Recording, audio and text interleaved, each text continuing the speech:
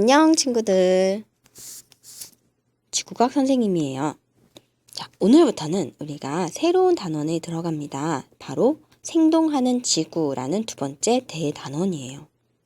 1단원에서 지구는 생명체가 살기 좋은 딱 좋은 행성, 우리의 소중한 지구는 어떻게 생겼을까, 그리고 지구에는 어떤 다양한 현상들이 일어나고 있을까 라는 자연현상들을 쉽게 살펴봤다면, 이제 2단원에서는 그 자연현상 중에서도 특히 고체지구와 유체지구로 나누어가지고 자세히 살펴볼 거예요. 그래서 이 생동하는 지구에서는 약간 좀 과학적인 원리, 우리가 좀 외워야 되는 조금 어려운 것들도 있을 수가 있어요. 하지만 우리는 할 수 있다는 거. 자, 유체지구는, 고체는 뭔지 알겠지만 유체는 뭔지 처음 들어봤어요. 하는 친구들이 많을 거예요. 액체, 고체, 기체는 들어봤는데 유체는 뭘까? 유체는 바로 이게 흐를 유자예요. 한자로. 그래서 움직이는 어떤 것 이란 뜻이에요. 그래서 고체, 액체, 기체 중에 움직이는 게 뭐냐면 바로 기체와 액체죠. 그래서 유체지구의 변화는 바로 기권과 수권에서 일어나는 일을 말합니다. 오늘 이 시간의 주제는 지진입니다. 지진에 대한 모든 것을 오늘 정리해 보도록 하겠습니다. 지진. 바로 벌써 4년이 흘렀어요. 4년 전에 일본에서 일본 동북부 바다에서 어마어마한 지진이 일어나서 지진 해일도 발생하고 많은 사람들이 피해를 입었고 원전도 폭발했고 방사능 유출로 몇 년 동안 이슈가 되기도 했고, 지진이라는 것은 우리 생활과 아주 관련이 없는 듯 하면서도 이렇게 보면은 또 우리가 지진에 대해서 생각하지 않을 수 없는 아주 밀접한 자연재해 중에 하나입니다. 자, 그러면 지진이 어떻게 생겨나게 되는지, 그리고 지진의 원리는 무엇인지를 살펴보도록 하겠습니다. 먼저 지진은 의미부터 살펴봐야 되겠죠? 지각에 축적된 탄성 에너지가 갑자기 방출되면서 진동하는 거래요. 그래서 탄성 에너지는 뭐냐면 우리가 고무 같은 거 이제 탄성이 있고, 그다음에 플라스틱 자도, 플라스틱 한 30cm 자 정도 탄성이 있어요. 30cm 자를 양쪽에서 잡고 이렇게 힘을 줘가지고 구부려 봅시다. 언제 부러질지 몰라서 긴장되지 않나요? 네, 바로 그 긴장 상태. 내가 언제든지 조금 더 힘을 주면 뚝 하고 부러질 것만 같은 바로 그러한 긴장 상태를 바로 탄성 에너지라고 합니다. 그 탄성 에너지가 결국은 이제 그 긴장 상태를 넘어서는 힘이 주어지면 뚝 부러지게 되겠죠. 그때 그 긴장 상태였던 에너지가 갑자기 방출이 되는 거예요. 바로 파동 형태로 이렇게 쭉쭉 에너지가 전달이 됩니다. 그래서 흔들린다, 진동한다는 겁니다. 자, 그럼 지진의 구조, 지진이 일어났을 때 그 땅속의 구조에 명칭이 있어요. 명칭 기본으로 알고 있어야 됩니다. 지진이 발생한 지진은 아까도 얘기했지만 땅이 단단한 암석들이 힘을 받다가 갑자기 뚝 끊어지면 지진이 발생하는데, 그렇게 지층이 뚝 끊어지는 그 지점을 우리가 단층이라고 부릅니다. 그 단층에서 요 지점에서 지진이 일어났다. 그래서 땅속에 지진이 일어난 지점을 진원이라고 부릅니다. 그럼 진원 땅속에 있잖아. 잘 모르겠죠, 어딘지. 자, 그런데 이 진원이 어디쯤에 있는지를 우리가 정확하게 알 수 있는 방법은 바로 진앙을 먼저 찾는 거거든요. 그래서 이 진앙은 진원에서부터 수직으로 올라간 지표면 부분을 바로 진앙이라고 합니다. 그래서 사람이 진앙에 있으면 피해가 참 크겠죠. 진원에서 바로 수직으로 올라온 이 지점이기 때문에. 자, 아까 지진 에너지가 탄성 에너지가 방출되는 그런 현상이라고 얘기했는데, 그것에 대한 좀 더 심화된 설명이 바로 이 탄성 반발설이라는, 여기 탄성 반발설이라는 코너에 설명되어 있으니까 여러분이 읽어보시기 바랍니다. 지진에서 또 하나 우리가 알아둬야 될 것은 바로 지진의 원인입니다. 지진의 원인의 대부분 바로 단층입니다.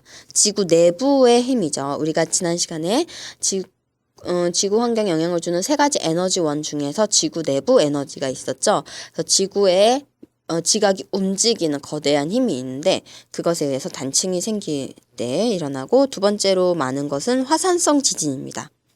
그 외에 뭐 자주 일어나는 건 아니지만 아주 작은 규모의 지진이 일어날 수가 있는데, 지하 동굴이 붕괴되거나 대규모의 사태, 산사태가 발생하면 땅이 조금 흔들릴 수 있어요. 막 이럴 때는 지진이 그렇게 센 건 아니에요. 그 다음에 인공적으로는 도로 건설하거나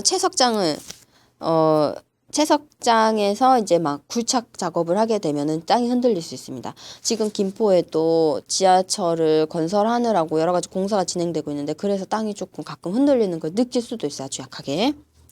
자, 그 다음에 우리 교과서에는 지진 발생 장소인 진원의 깊이에 따라서 세 가지로 나눴거든요. 그런데 보통은 일반적으로 두 개로 나눠요. 자, 이 지표면 이렇게 나무도 있고 풀도 있고 이런 지표면에서부터 약 100km 안쪽에서 발생한 지진을 우리가 천발 지진이라고 하고요. 100km보다 더 깊은 곳에서 발생한 지진을 신발 지진이라고 합니다. 이거 천발 신발의 기준은 지진이 발생한 깊이라고 하시면 되겠습니다. 자, 그 다음에 지진에서 제일 중요한 것이 바로 지진파입니다. 정말 별표를 100만 개 쳐야 됩니다. 근데 지진파의 종류는 먼저 세 가지가 있습니다. P파, S파, 표면파요. P파가 제일 빠르고 그 다음 S파, 그 다음 표면파인데요. P파는 왜 P파라고 부를까요? 네, P파는 영어에서 왔겠죠. 영어에서 P파는 primary, S파는 secondary 라는 뜻이에요. 그래서 primary 제일 처음 도착했다, secondary 두 번째로 도착했다는 뜻입니다. P파의 특징은 뭐냐면, 자, 먼저 P파의 특징을 살펴볼게요. P파. 그 다음에 S파 이렇게 있습니다. 그 P파와 S파의 특징을 정리하는 게 굉장히 중요합니다. 그래서 교과서에 있는 내용을 여러분들이 어떻게 정리를 하냐면 이렇게 정리를 하면 좋을 것 같아요. 이렇게 교과서에 있는 내용을 잘 읽어보고 이렇게 표를 만들어가지고 이렇게. 그래서 P파, S파. 그래서 P파는 어떻고 S파는 어떻고 이렇게 정리를 해보는 거예요. 물론 문제집이나 막 이런 데 보면은 다 아주 깔끔하게 정리가 되어 있어요. 그런데 이렇게 설명되어 있는 거를 보고서 여러분이 직접 읽고 정리하는 게 훨씬 더 도움이 많이 될 거라고 생각합니다. 자, 먼저 그래서 선생님이 직접 해주는 건 아니에요. 자, 여러분이 같이 하면서 자기가 만든 표를 직접 완성해 봅시다. 먼저 P파는 지진파의 진행 방향과 매질의 진동 방향이 나란하다라고 얘기를 했는데, 이거 우리가 수업 시간에 직접 확인해 보겠습니다. 지진파의 진행 방향이, 자, 여기가 동쪽이라고 해봅시다. 자, 이쪽이 동쪽이라고 해봅시다. 그리고 이쪽은 서쪽이라고 해봅시다. 지진파의 진행 방향은 지금 서에서 동으로 가고 있습니다. 바로 가로 방향으로 가고 있어요. 가로. 자, 그런데 얘네는 어떻게 진동하냐면 이렇게 서에서 동 가로로 왔다 갔다 하고 있습니다. 그러니까 진행 방향과 진동 방향이 일치한다라고 얘기를 하죠. 그래서 얘를 우리가 뭐라 그러냐면 종파라고도 부릅니다. 종파. 총파 같은데 총이 아니라 종이에요. 종파고요. 그 다음에 S파를 보면요. 지진파는 지금 서에서 동으로 가고 있는데 진동이 아래 위로 왔다 갔다 아래 위로 왔다 갔다 이렇게 해요. 그러니까 진동 방향과 진행 방향이 지금 수직을 이루고 있죠. 수직 이렇게. 수직을 이루고 있기 때문에 얘네를 우리가 뭐라고 그러냐면 횡파라고 부릅니다. 종파가 S파가 훨씬 빨라요. 훨씬 빠르고 S파가 느린데 P파가 빠르고 S파가 느린데 P파가 S파의 약 2배 정도 됩니다. 속도가 P파가 2배 정도 돼요. 그 다음에 또 중요한 특징이 뭐냐면 P파는 고체, 액체, 기체를 다 통과할 수 있는데 지금 선생님 펜이 좀 이상해진 것 같아요. 그래도 한번 뚝심으로 밀고 나가자. 자, S파는 고체만 통과해요. 그렇군. 자, 그런데 왜 P파는 고액기를 다 통과하고 S파는 고체만 통과할 수 있을까? 이거를 놀랍게도 우리가 수업 시간에 확인해 볼 수가 있습니다. 기대해 주세요. 마지막. 어디 갔니? 안 보여요. 자, 여기 있네요. 표면파. 표면파는요. 지표면을 따라서 전파해요. 자, 이게 무슨 말이냐면은 땅속에서 옆에다 우리 선생님 그림을 그려줄까요? 땅속에서 지진이 발생을 하죠. 여기가 이제 지표면이야. 여기 막 풀도 있고 나무도 있고 집도 있어요. 자, 이렇게 되어 있는 지표면에 요 밑에 단층이 있어서 여기서 지진이 일어난다 얘기했죠. 진원이에요. 진원에서 지진이 발생하면 이렇게 지진파가 파동의 형태로 점점 전파를 하게 되는데, 이렇게 땅속을 통과할 수 있는 건 바로 P파와 S파예요.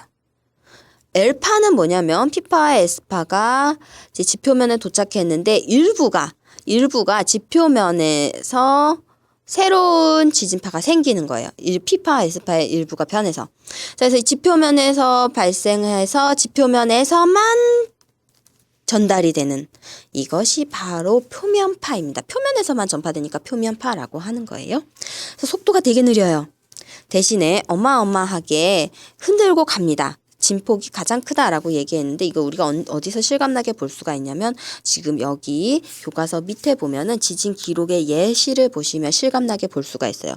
P파 조금 흔드는데 S파 많이 흔드네. L파 장난 아니네. 자, 이때 건물이 많이 무너지겠죠. 표면파가 도착하게 되면은. 자, 이때 얼마나 강력한 지진이 도착하느냐 해서 지진의 규모를 우리가 뭐라고 부르냐면은 지진의 규모라고 부릅니다. 아, 그러네요. 지진의 규모는 규모라고 부르는데, 규모가 뭐냐면 지진 자체의 에너지입니다. 일본에서 규모 8.0의 지진이 발생했습니다. 그럼 8.0 정도의 지진이 발생했다는 건데, 8.0은 어느 정도의 지진일까요? 네, 바로 다음 페이지에 나와 있습니다. 리히터라는 과학자가 있었어요. 그래서 리히터가 지진의 규모를, 그 에너지를 우리가 익숙한 그 줄이라는 단위를 이용해 가지고 지진의 규모를 나누었어요. 그래서 예를 들어서 진앙 부근에서 흔들림이 느껴지는 정도야. 그런 규모가 3에서 4 정도 되는 거고, 내륙 지진의 경우에 큰 재해가 발생하고, 해저 지진의 경우에 해일이 발생할 정도의 지진은 규모 7에서 8 정도다라고 이제 얘기를 하는 겁니다. 자, 그런데 우리가 규모 말고 또 다른 표현이 있는데, 바로 진도라는 표현이에요. 얘도 지진의 세기고 진도도 지진의 세기를 나타내는데, 규모는 진원에서 측정되는 바로 그 에너지, 지진 자체의 에너지고요. 진도는 측정하는 장소에서 사람이 느끼는 정도를 진도라고 합니다. 이게 어떤 차이가 있냐? 예를 들어서, 자, 우리나라가 이렇게 있는데요. 이거 우리 수업 시간에 연습할 거거든요. 간단하게만 얘기해 줄게요. 자, 여기서 지진이 발생해서, 지진이 발생했다. 모두 피해라. 자, 지진파가 이렇게 전파가 되겠죠. 자, 그랬을 때 이 지진이 일어난 지점의 에너지가 바로 규모겠죠. 규모 7의 지진이 발생했어. 그러면 자, 여기서 측정을 했어요. 여기에서 측정을 했어요. 라고 생각해 보자. A라는 곳과 B라는 곳에서 측정을 했을 때, 자, A라서 지진이 발생했네. 발생한 지 조금 지나서 알게 되겠죠. 알게 됐는데, 이때 A에서는 우리는 규모 얼마의 지진을 느낀 거예요? 규모 여기서 7이라고 얘기했으니까 얘도 규모 7의 지진을 느낀 거예요. B도 규모 7의 지진이 도착한 거예요. 그렇죠? B에도 규모 7의 지진이 도착했고 A에도 규모 7의 지진이 도착했어요. 자, 그런데 진원에서, 즉 발생한 지점에서는 진도가 7이에요. 진도도 이제 규모에 여기 나와 있는 피해 정도를 따라서 나눈 거라서 비슷하거든요. 그런데 점점 가면서 에너지가 줄어들었겠죠. 그래서 B에서는 우리는 진도 6의 지진을 느꼈어. 그리고 A는 더 머니까 더 약해졌겠죠. 그래서 진도 5의 지진을 느꼈어. 이렇게 되는 거예요. 그래서 지진은 발생 장소로부터 멀어지면 멀어질수록 약하게 느껴지거든요. 그러다 보니까 일본에서 지진이 발생하면 우리나라에서 별로 하나도 못 느끼잖아요. 뭐 부산은 조금 느낄 수 있어도 거의 못 느낍니다. 왜냐하면 점점 세계가 약해지니까 그래요. 그래서 우리가 직접 느끼는 정도는 진도라고 표시를 하는 거고, 발생한 그 에너지 자체는 규모라고 부르게 됩니다. 지진에 우리가 왜 관심을 갖냐면 피해를 받으니까 그래요. 그렇죠. 어마어마한 피해를 받습니다. 자, 여기에 보면은 직접적인 피해, 자, 다시 직접적인 피해와 2차적인 피해 이렇게 두 가지로 나눴는데요. 직접적인 거는 흔들림으로 인해서 일어나는 거고 2차적인 피해는 그 지진이 이렇게 딱 생겨서 그 다음번에 일어나는 일들을 2차적인 피해라고 합니다. 그러면 지진에 의해서 일어나는 피해 종류를 몇 가지로 살펴보면은 먼저 가장 기본적으로는 진동, 흔들리고 집안이 파열되겠죠. 땅이 부스러지면서 단층 절벽이 만들어지거나 붕괴하거나 이럴 수 있습니다. 그 다음에 두 번째로는 액상화라는 피해가 있을 수 있는데 얘는 저지대의 퇴적층이나 모래지반이 퇴적층이나 모래지반이 고체 상태에서 액체 상태로 변환되는 거예요. 어머, 고체 상태가 어떻게 액체 상태로 변화가 될까?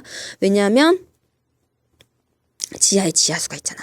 그래서 그 지하수가 섞이면서 약간 끈적끈적한 흐르는 진흙 정도라고 생각을 하시면 됩니다.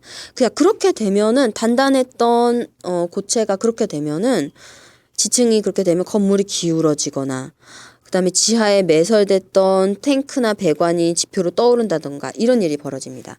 자, 그 다음에 집안에 융기 솟아오르거나 침하 내려가는 이런 일이 벌어지고요. 그 다음에 쓰나미 유명하죠. 그 다음 화재가 발생할 수 있습니다.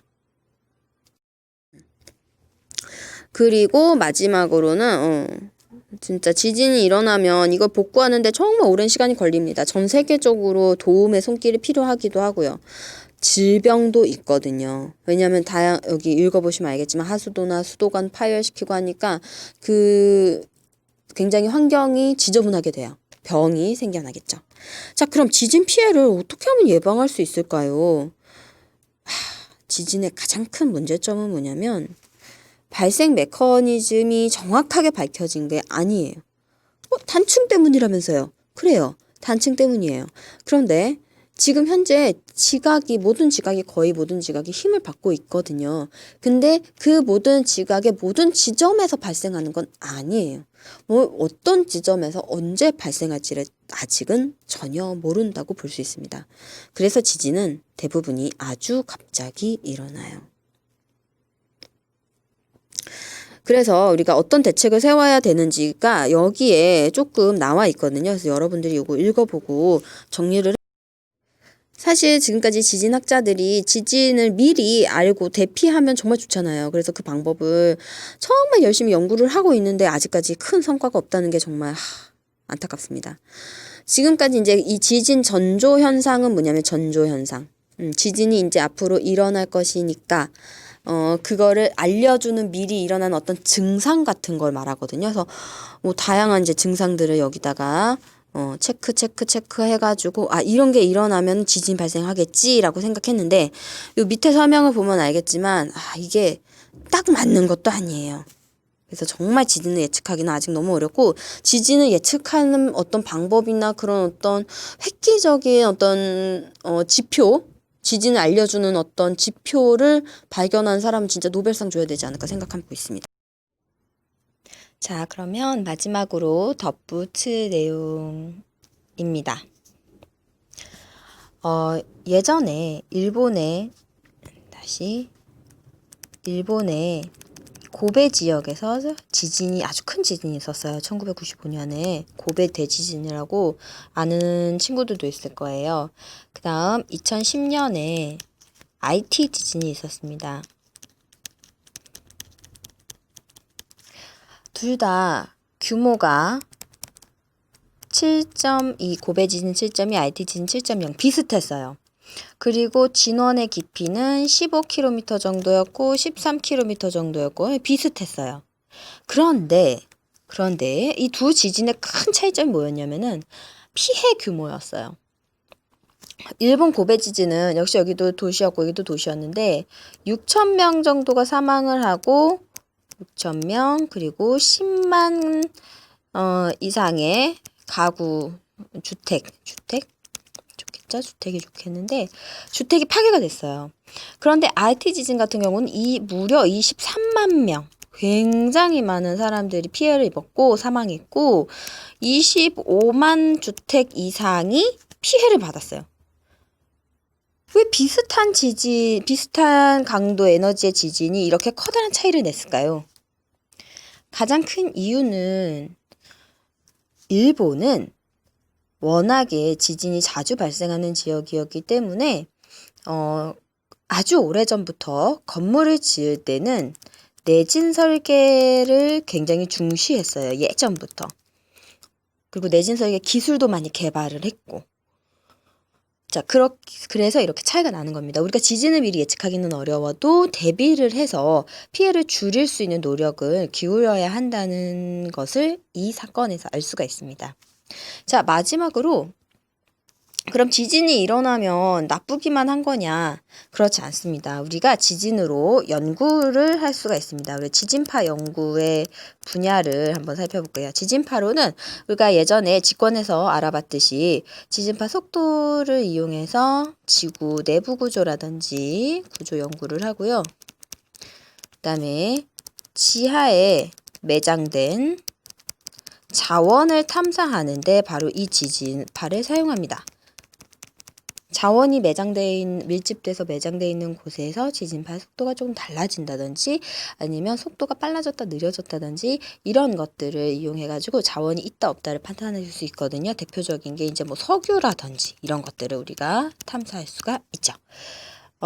그 외에도 이제 인공지진을 일부러 일으키거나 이런 걸 이용해가지고 지진이 일어났을 때 어느 지역의 피해가 좀 더 크고 어느 종류의 암석이 지진을 일으키기가 좀 더 쉽고 뭐 이런 걸 조사를 해가지고 이제 각 암석이나 지질의 특징 연구를 할 때 활용되기도 합니다. 이상으로 마치겠습니다.